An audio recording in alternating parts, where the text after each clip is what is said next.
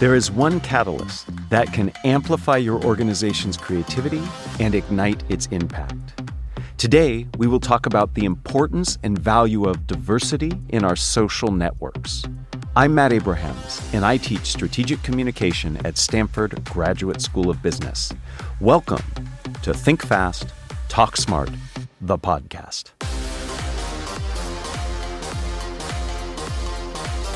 Today, I am super excited to be joined by Adina Sterling, who is an associate professor of organizational behavior at Stanford GSB. Adina studies the causes and consequences of human relationships in organizations and markets, and she teaches a popular elective class called Equity by Design and runs a lab by the same name. Welcome, Adina. I'm super excited to get a chance to talk with you. Thanks, Matt. It's great to be here. Yes, well, thanks for being here. So let's go ahead and get started. A lot of your work focuses on social networks. For many of us, social networks refer to applications like Facebook or Twitter and LinkedIn. What do you mean by social networks, and what types of insights can you learn from them? Right. So that's a great question to begin with. And you're absolutely right. We hear social networks and we think about Facebook and LinkedIn and Instagram and things that 12 and 13-year-olds are more savvy at us than we are. Yeah. So what they are the patterns of interactions and communication that happens between various entities. So social scientists will study social networks that occur between individuals, between groups, between teams, between societies, organizations, institutions. And so social networks is a construct that travels different levels and levels of analyses. And we care about them because a lot of the outcomes that individuals, groups, and organizations experience have to do with the social networks that they have, where they are within this pattern of relationships. And so oftentimes we get a lot of our social resources from social networks, and so they can be awfully important. I see. So a social network is essentially a way of mapping the different connections and relationships we have within groupings of people. That's right. As you know, Adina, this podcast focuses a lot on communication. So I'm wondering, what role does communication play within social networks? And have you been able to determine any best practices that organizations use to maximize the impact of communication within their networks? So communication in the social networks are foundational to why social networks exist. So if I can't communicate effectively to you or you to me, our social tie goes away. So a lot of the way that we understand social ties is the transfer of information, advice, care, social support, and of course, being able to communicate those aspects of life effectively. So the kind of care that somebody would express to another depends on their ability to communicate that in a way that's empathetic and real. And so communication is foundational to social networks. What can organizations do to help employees communicate and help employees communicate with clients and other stakeholders? I always hear, Matt, go back to the importance of culture. So if the organization can put into place the right norms, the right expectations, the right language so that people can communicate and they sort of know where the boundaries are and what where not to cross boundaries, those can be really helpful ways of helping employees communicate their wants and needs, their ideas to one another and to other stakeholders.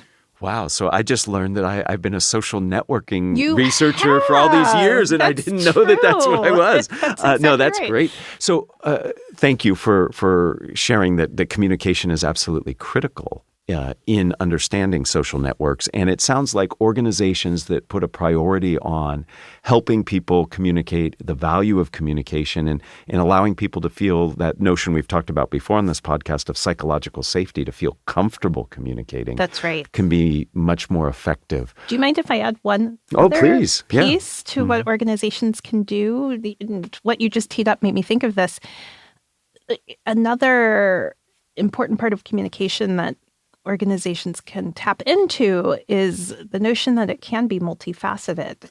So verbal communication, of course, is one way of communicating, auditory communication, but it's not the only way. And so especially organizations that recognize neurodiversity, for example, will do things in a team setting like take pauses, give people think time, allow people to write down ideas in the middle of a meeting so that people's natural strengths, because we all have different strengths, don't all dominate so that, only certain people don't get to communicate their ideas. Organizations that do this well collect ideas from many different people and allow for communication to come through many different mediums. I love that idea. And it brings us really nicely into my next set of questions around what you teach in your Equity by Design class and in the lab that you run. So it's really important, from what I'm hearing you say, that organizations don't just lock into one way of communicating, that they be very open to multiple ways, and they put a priority on communication. I will often recommend that organizations take time to reflect on their communication at the end of meetings or one-on-one interactions. Spend a few minutes just talking about the quality of the communication, not rehashing what was said necessarily. And also, as part of performance reviews and other big meetings, talk about communication. And what you add so nicely to it is it's not just one monolithic thing. There are lots of different ways to communicate, and we want to make sure that everybody can bring their best selves to the communication. Can you share with us some of the concepts you teach in your Equity by Design class, as well as the topics you study in your Equity by Design lab? What role does communication play in these efforts? Sure.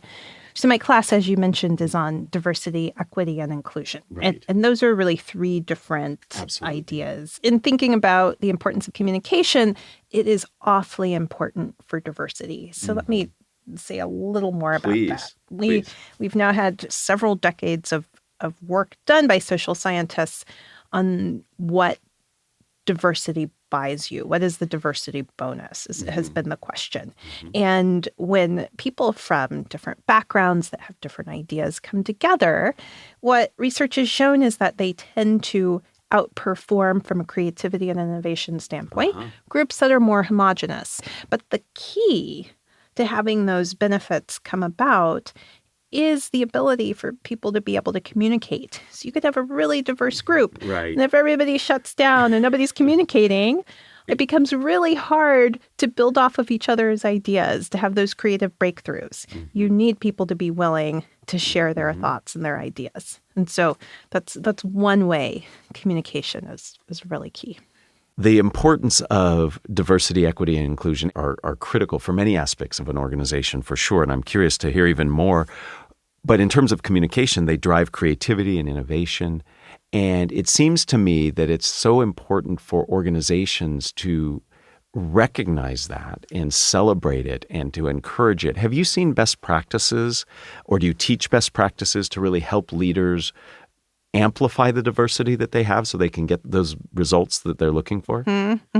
Yeah. So for my class, Matt, I have what I call a better practices playbook. So I love it. So, well, first, before you go, why better practices and not best practices? Okay. So that is a good question. The reason is that when it comes to this topic, what I found is that sometimes the great can be the enemy of the good. And so when I first began teaching this topic at Stanford, I had people say to me, oh my gosh, one of the things I like about your class is that we're taught to incrementally just get going, right?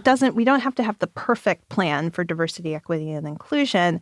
What we can do is begin and have better practices from where we're at. So anyway, it's the idea of that the great shouldn't be the enemy of the good. I love it. I'm calling them better practices. Better practices. All right. So, what are some from your class? Yeah. So one important one is to understand that because diversity has benefits, sometimes you need to do things differently as a leader.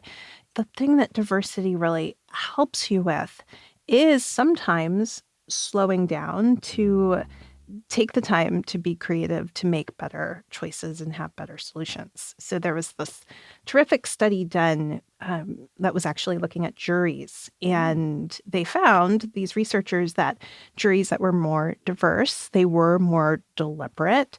People came more prepared and better able to argue their ideas. and outcomes generally reviewed as being better when there are these more diverse groups. And so the first, really, it's about buying in and understanding that it might take a little bit longer to build a diverse team, but that has some benefits in the long run. So taking the time and being thoughtful about putting the team together and then giving the team space to actually leverage the diverse perspectives that they bring can be really helpful. That's right. That's right. A lot of business is so much about rushing and being first and fast. And, That's right. And it sounds like what I'm hearing you say is sometimes being more deliberate and slowing down can give you an advantage as well. Yes. Great. Yeah. And then also building up the right culture around the team becomes key. Right. So that helping people feel connected and safe and that their That's voice right. has value. Exactly. Yeah, great. Yeah. Many of those listening into our podcast today work for organizations that are in various stages of implementing their DE&I programs. Based on your experience, what are some of the best ways to implement, assess, and reinforce these programs? Sure. So I like to say, if you can, get buy-in from the top. Sure. Oftentimes, there are grassroots efforts within organizations that are terrific around DEI, and leadership can feel as though they're responding to DEI efforts, and that's fine. But if there can be leadership from the top and a collaboration with employees on what their DEI needs are and B needs are, that can be a really effective way to go about things. The other concept I would just add here is that I do like to talk about within organizations what I think of as edge cases. So we all think about innovation and kind of being at the bleeding edge. The analogy doesn't quite work the same way, but traditionally there are more marginalized groups within organizations. And so sometimes sitting with and taking the temperature of those groups and figuring out how to implement policy changes that are effective there can have enormous spillover effects for everyone. So, for example, if an organization goes in and surveys all recent parents, mothers, fathers, and the like, about time off policies, they'll hear a lot of things in there that could also help older individuals that are taking care of their parents, individuals that have family that are further away. And so organizations that sit and listen to more marginalized groups oftentimes can use those insights and blow them out and have effective policies for multiple groups within organizations. That's really, really fantastic. It starts with listening and then collaboration, and it has to come not just from the grassroots, but also from the top. And that's what leads to success. More and more as I do these podcasts, the role of listening and taking the time to hear what others are saying is really a key ingredient to success in many aspects. And it sounds like DE&I is no different. I wanted to address another area of your research that I found really fascinating. You've identified something you term the confidence gap as a potential contributor to gender differences we see in the workplace, such as equity in pay. Can you explain what the confidence gap is and how can it be addressed? Sure. So I'm glad we're chatting about this because sometimes the confidence gap can be misunderstood. So I'll first explain it and then talk about where it comes from, because that's a real key to this. So the confidence gap, that idea came from a study that I and some researchers here at Stanford did, where we tracked the outcomes of college students in engineering programs at 27 institutions. And it was a longitudinal study. So we were interested in people's what we called self-efficacy, how much confidence they had in their ability to do engineering and STEM and mathematics type problems early on, how that changed over time, where they were with respect to self-efficacy as they were entering the workplace, and then what happened after they entered. And what we found is that women and men did differ in the level of self-efficacy they felt or they reported. Okay, so this is a self-perceived measure, if you will, of your own confidence in your ability to solve engineering problems, so on and so forth. So we did find a gender gap. We found that men had higher levels of confidence than women. We found that this effect held within specific kinds of engineering programs. And so engineers, I was an engineer as an undergraduate at Ohio State. So the chemical engineer, there's a lot of engineering snobbery. So sometimes it's like, oh, well, the aerospace engineers are this smart and the electrical are this smart and the chemical are this smart. So anyway, we wanted to look within engineering major, and we still found this effect. So it wasn't that women were only going into some engineering fields and men others. Right. And that was leading to this difference in the confidence gap. It remained within engineering major. It also remained we looked within GPA. So when we looked at only those with sort of a 3.9 GPA or above, which believe it or not, the number of students in our study had that GPA. It remained there. It remained within every GPA category. And so one of the things we then did, Matt, was say, okay, does this help explain the gender wage gap? And we found that it did. We did a mediation analysis on the first salaries that people received, and it did. It turned out that once we accounted for the level of self-confidence people had, most of that gender gap could be explained away. Now, the thing I want to emphasize, though, is that this gap doesn't come from the sky. Right. It comes from our society that provides expectations and norms about who can be an engineer, who should be confident in their ability to be an engineer. So I want to be really careful that this is not about blaming women that are less confident. This is coming from the society that conditioned women in different ways from men to be confident in their abilities. And so one of the things that sometimes I'll get asked is, okay, well, what can we do about this?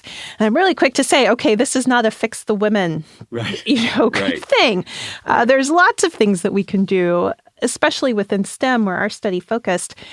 We know that when you diversify the faculty and you have more female faculty, that can be an important signal, that can have important signaling value for women and increase their confidence.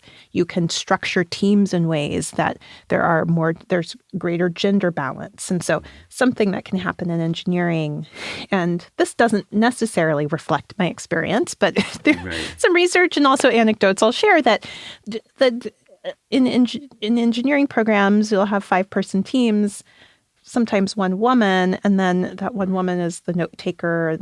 So there's all sorts of small daily kinds of interactions and ways of communicating within groups that can lead people to have different levels of confidence in their abilities. And we just need to figure out ways to stop all of this. There's been an underlying theme in our conversation today, Adina, around the impact of the culture and the norms within organizations, or in the case of what we just discussed, society, and to what I'm taking away, and I'd love for you to verify this, is that to make the kind of change that you're talking about, we've talked about in other episodes here, it's really about looking at the larger factors that are influencing the communication or behavior, and that's where you have to adjust and adapt and focus to have the kind of impact that we're talking about. And while that can feel daunting, I think you've got some evidence, and I know in what you teach, some better practices for how to go about doing that. So thank you.